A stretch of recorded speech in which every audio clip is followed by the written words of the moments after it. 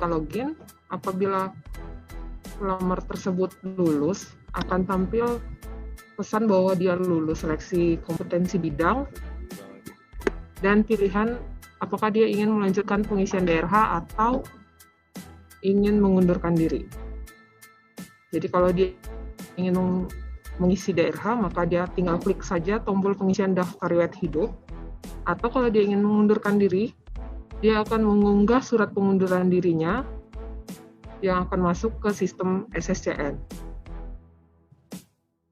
Di sini saya akan menjelaskan dari peserta yang ingin melanjutkan pengisian daftar riwayat hidup. Peserta diminta untuk mengunggah kembali pas fotonya karena ada kemungkinan pas foto sebelumnya itu ada yang background-nya merah, ada yang biru, ada yang fotonya kurang bagus gitu, tapi masih tetap diluluskan. Nah, di sini dia harus mengunggah pas foto berlatar belakang merah dengan pakaian formal. Coba. Oke, di sini ternyata contohnya latarnya putih ya, tapi kita anggap aja ini merah. Dan seharusnya nggak seperti ini sih posenya, tapi kita anggap saja ini pas foto yang benernya ya. Di sini ada biodata-biodata yang sudah diisikan saat mengisi pendaftaran kemarin. Tapi ada beberapa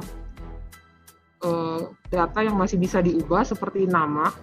Nah, di nama inilah yang akan digunakan untuk penetapan NIP nanti.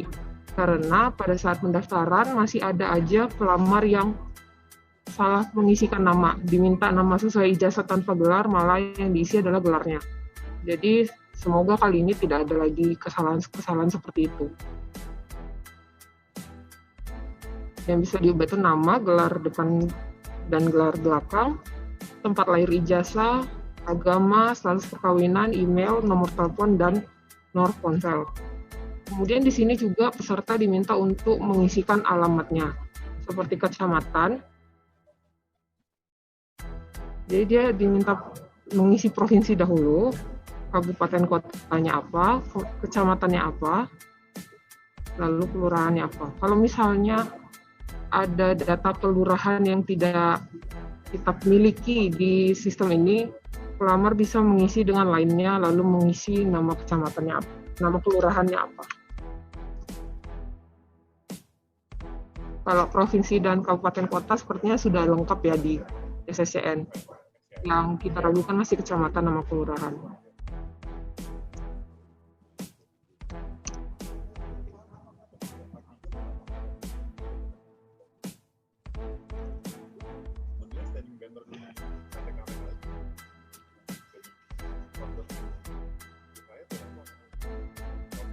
Hobi bisa dipilih jenisnya, seperti olahraga,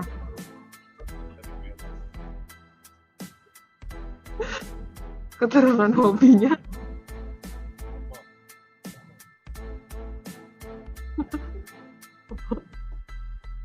Oke.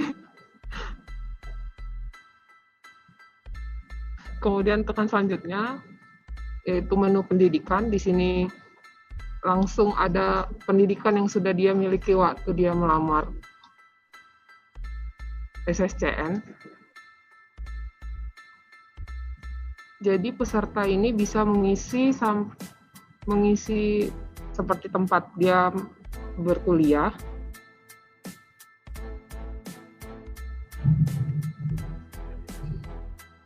nama rektornya,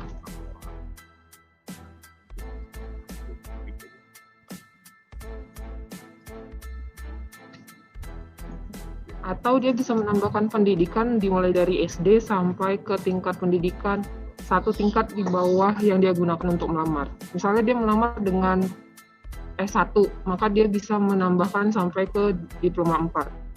Jadi apabila ada pelamar yang sudah berkuliah sampai S2, dia tidak bisa menambahkan riwayat pendidikan S2-nya, atau pelamar yang mempunyai sarjananya ada seperti dia ilmu komputer satunya lagi akuntansi, tapi dia melamar dengan ilmu komputernya, maka dia tidak bisa mendaftarkan riwayat pendidikan akuntansinya.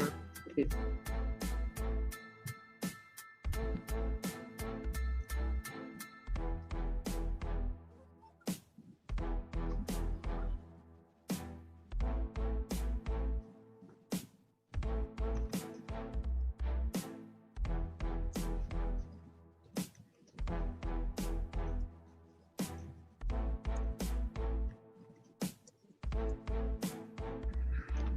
Ada juga riwayat kursus apabila peserta tersebut pernah mengikuti kursus.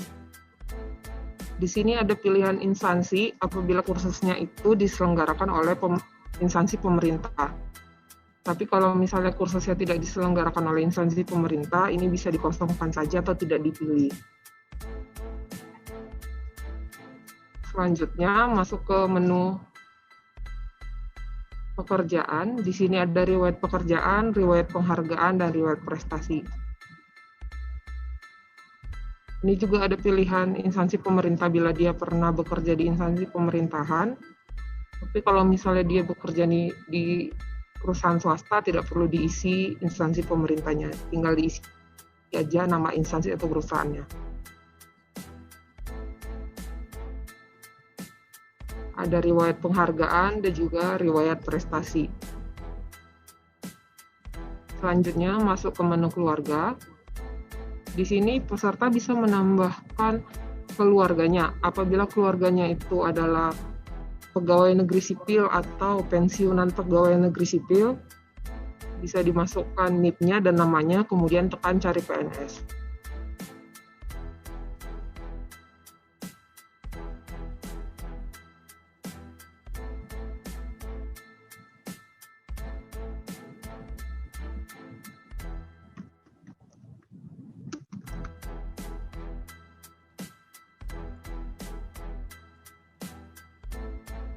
Kalau misalnya NIP dan nama itu ditemukan di sistem kita, maka langsung terisi pekerjaannya adalah pegawai negeri sipil atau pensiunan pegawai negeri sipil, dan perusahaan atau instansinya itu adalah instansi pemerintah di mana dia bekerja.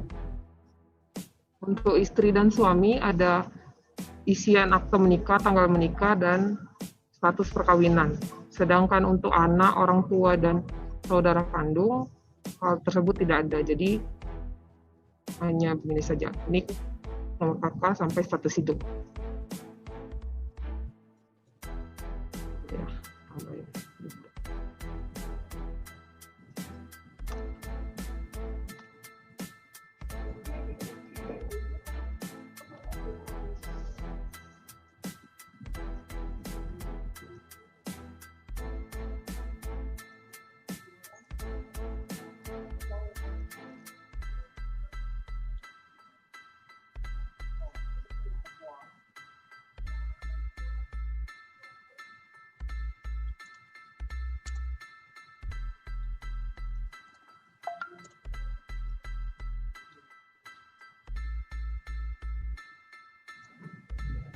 kemudian masuk ke riwayat organisasi. Tampilannya seperti ini, nama organisasi, jenis organisasinya apa, jabatan si CPNS saat berada di organisasi tersebut, dan lain-lain. Lalu ada keterangan lain-lain seperti nomor SKCK, ini wajib diisi ya, karena ini adalah salah satu syarat untuk pemberkasan CPNS nantinya.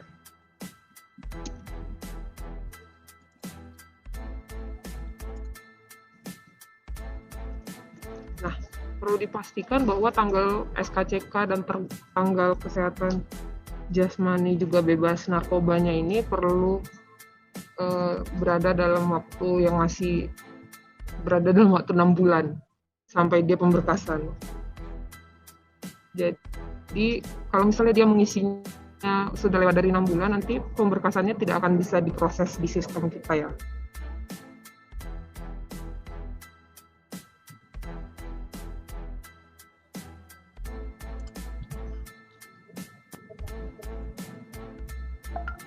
Setelah dia mengisi semua data-datanya, peserta diminta untuk mencetak daftar riwayat perorangan dan riwayatnya.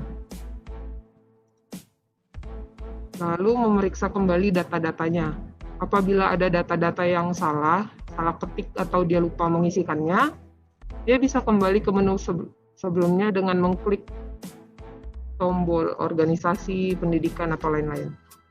Tapi kalau misalnya dia sudah merasa bahwa isiannya sudah benar, dia tinggal mencetak daftar riwayatnya, perorangan dan riwayat, kemudian ditandatangani dan dibubuhi materai. Kemudian setelah itu kedua dokumen ini digabungkan sehingga menjadi satu dokumen PDF ketika di-scan. Nah, Dokumen PDF itulah yang akan diupload di halaman ini, unggah dokumen. Nah, ini ada 8 berkas yang perlu diupload. Salah satunya adalah berkas pengalaman kerja yang sebenarnya masih opsional ya. Jadi, bukti pengalaman kerja ini bisa tidak diisi, bisa juga diisi. Tapi, berkas lainnya, 7 berkas lainnya itu wajib diisi. Karena kalau misalnya dia tidak mengupload salah satu dari 7 berkas itu, maka tombol akhir prosesnya tidak akan bisa diklik. Jadi dia harus mengupload satu persatu dari ke-7 berkas yang wajib diisi itu. Ijazah yaitu ijazah pendidikan asli ya, bukan legalisir. Transkripnya juga adalah transkrip nilai yang asli.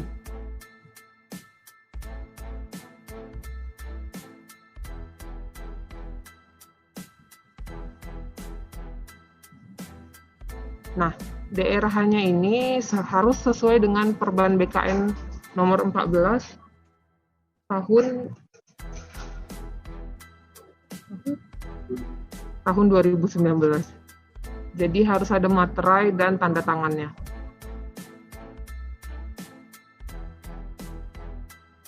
Oh ya, sebelumnya saya lupa menjelaskan bahwa di sini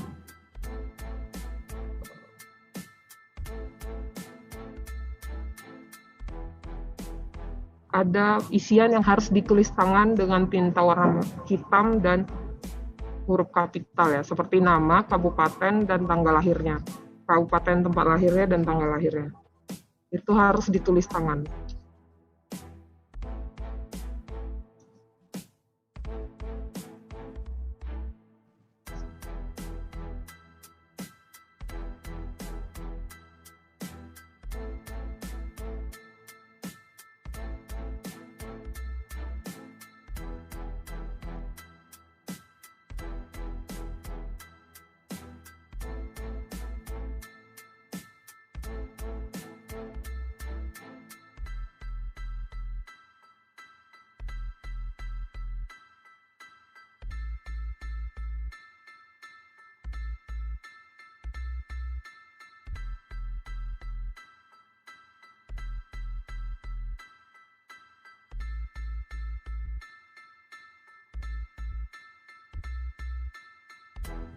Nah, berkas ini masih bisa dilihat lagi ya.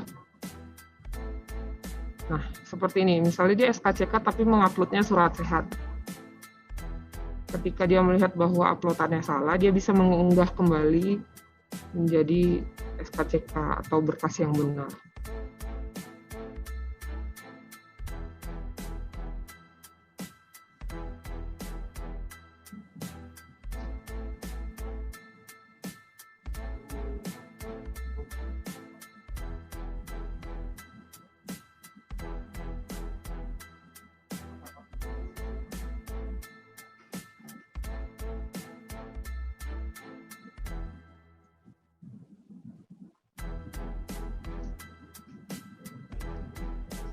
Misalnya dia tidak punya bukti pengalaman kerja, jadi kita tidak unggah bukti pengalaman kerjanya.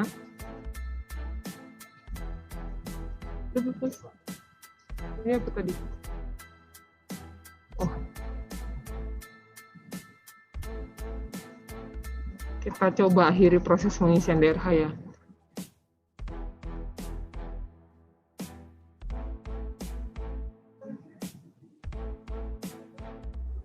Bisa. Nah, setelah dikirim DRH-nya, dia tidak bisa lagi mengubah berkasnya atau datanya.